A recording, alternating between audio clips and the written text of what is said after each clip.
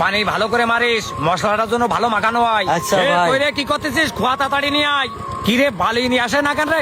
তাড়াতাড়ি বালিটা নিয়ে আয়।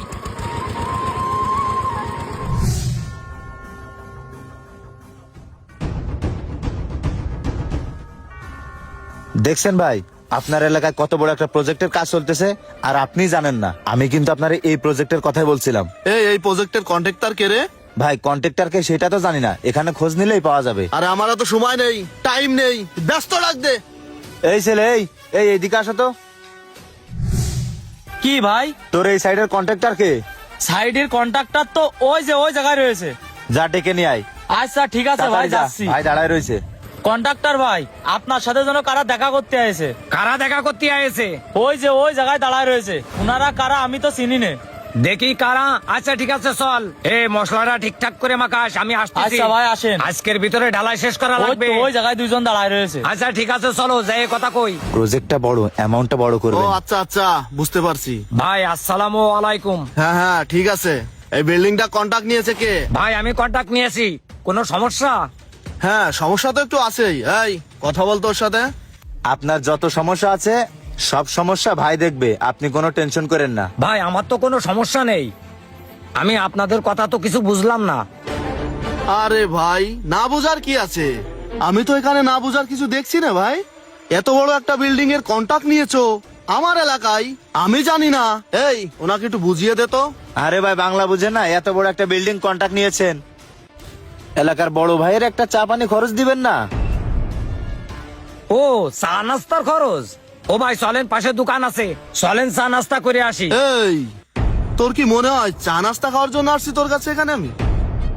আজকে বিকালের ভিতরে 1,00,000 টাকা ম্যানেজ করে রাখবি, আমার লোক এসে নিয়ে যাবে। কথা যেন মনে থাকে। আয় গাড়ি স্টার্ট কর। বিষয়টা মাথায় রাখেন।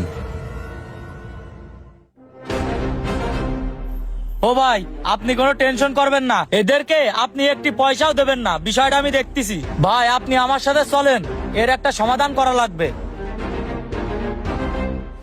আচ্ছা ঠিক আছে, বিষয়টা দেখেন ভাই। এই আমি কথা বললি স্যার, কোনো সমস্যা মইনুল নেই। ভাই, আপনি এই জায়গায়, আমরা তো আরো আপনার বাড়ির দিকে যাচ্ছিলাম। হঠাৎ করে আমার বাড়ির দিকে কি বিষয়? আর সে কথা শুনেন না ভাই, একটা ঝামেলা হয়ে গেছে। ঝামেলা হয়ে গেছে? কি ঝামেলা ভাই? ভাই আপনাদের খালিয়া উত্তরপাড়ায় ওই যে মাদ্রাসা বিল্ডিং এর কাজ হচ্ছে না? হ্যাঁ ভাই, হচ্ছে তো। কেন, কি হয়েছে? ভাই ওই মাদ্রাসার কন্ট্রাক্টর আমি, ওই কাজটা আমি কন্ট্রাক্ট নিয়েছি। আমার মনে হয় ভাই মাদ্রাসা বিল্ডিং এর কাজটা করা আমার দ্বারাই হবে না। কি বলেন? আপনার দ্বারা মাদ্রাসার বিল্ডিং এর কাজ হবে না? তাহলে কি কাজ বন্ধ থাকবে? বন্ধ থাকবে না, কিন্তু কাজ তো বন্ধ করে দিচ্ছে। কি বলেন, বন্ধ করে দিচ্ছে মানে? আপনার কথা তো আমি কিছুই বুঝলাম না। হ্যাঁ ভাই, কাজটা বন্ধ করেই দেওয়া লাগবে। এলাকার এক মিয়া ভাই এসে আমার কাছে 1,00,000 টাকা চাঁদা দাবি করেছে। তাহলে আপনি বলেন মাদ্রাসা বিল্ডিং এর কাজটা আমি কিভাবে করব? 1,00,000 টাকা চাঁদা চেয়েছে এলাকার কোন মিয়া ভাই? ভাই, মিয়া বাইরে চিনতে পারেননি? গত বছর প্রাইমারি স্কুলে যে চাঁদা ধরছিল, সে কিন্তু অনেক বড় চাঁদাবাজ ভাই, তার অনেক ক্ষমতা। এই জন্যই এলাকার কেউ তার বিরুদ্ধে কথা বলে না। আচ্ছা ঠিক আছে, বুঝতে পারছি। আপনার কাছে 1,00,000 টাকা চাঁদা চেয়েছে না? আপনি তাকে আসতে বলেন, এর পরবর্তীতে কি করতে হবে সেটা আমি দেখতেছি। আচ্ছা ঠিক আছে ভাই। ভাই, আপনি চা নাস্তা খাওয়ার জন্য 1,00,000 টাকা চাইছিলেন না? এই যে ধরেন আপনার 1,00,000 টাকা। তবে ভাই, আমাদের চা নাস্তা খাওয়ার জন্য 10-15 টাকা হলে হয়ে যায়। মানে কি বুঝাতে যাচ্ছেন আপনি আমাকে? মানে তেমন কিছু না ভাই, আবার মানে কিন্তু একদম সহজ। আপনাকে বোঝানোর মতো মেধা আর ক্ষমতা কোনোটাই আমার নেই। তবে ভাই আমি আপনাকে একটা কথা বলি, আমাদের খালিয়ার উত্তর পাড়ার এই মাদ্রাসাটা না, এই গ্রামের প্রত্যেকটা যুব সমাজের প্রত্যেকটা মানুষের মেধা, শ্রম আর কঠোর পরিশ্রমের ফলে এই মাদ্রাসার প্রতিষ্ঠানটা হচ্ছে। আর সেইখান থেকে আপনি চাঁদা নিচ্ছেন। এই খালিয়ার মাদ্রাসা একটা সময় অত্র এলাকার গর্ব হবে। এইখান থেকে হাজার হাজার কোরআনের হাফেজ বের হবে, আর আপনি সেই মাদ্রাসা থেকে চাঁদা নিচ্ছেন। আপনার একটাবার বুকটা কেঁপে উঠতেছে না?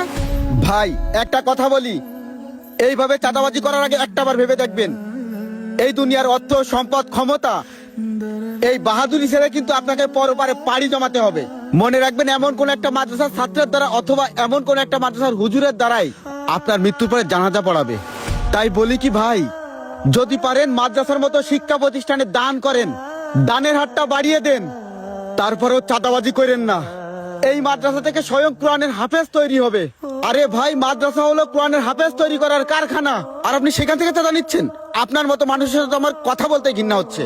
তো একটা কথা বলি ভাই, আমার আল্লাহ পাক মানুষকে ছাড় দেয় কিন্তু ছেড়ে দেয় না। এইভাবে হারাম খাওয়ার আগে আপনি একটাবার চিন্তা করে দেখবেন যে আপনি কি করতেছেন, আপনি কাজটা ঠিক করতেছেন নাকি বেঠিক করতেছেন। দিনের পর দিন মানুষকে ভয়ভীতি দেখিয়ে, ক্ষমতা দেখিয়ে এইভাবে চাঁদা নিচ্ছেন। আপনাদের মতো কিছু মানুষের কারণে মানুষ গ্রামের মতো জায়গায় বিল্ডিং উঠাইতে পারে না, মানুষ নিজেদের মতো স্বাচ্ছন্দ্য মতো ব্যবসা করতে পারে না। আপনারা ব্যবসা প্রতিষ্ঠান থেকে চাঁদা নেন, আপনারা বিল্ডিং এর কাছ থেকেও চাঁদা নেন, বিভিন্ন বড় বড় কনেকশন সাইট থেকেও চাঁদা নেন, আপনারা অনেক জায়গা থেকে চাঁদা নেন। আল্লাহর কাছে আপনাকে জবাবদিহি করতেই হবে এই টাকার জন্য, আল্লাহ পাক আপনাকে ছাড় দিবে না। তো যাই হোক, অনেক কথাই বললাম ভাই, ভালো থাকবেন, আসি।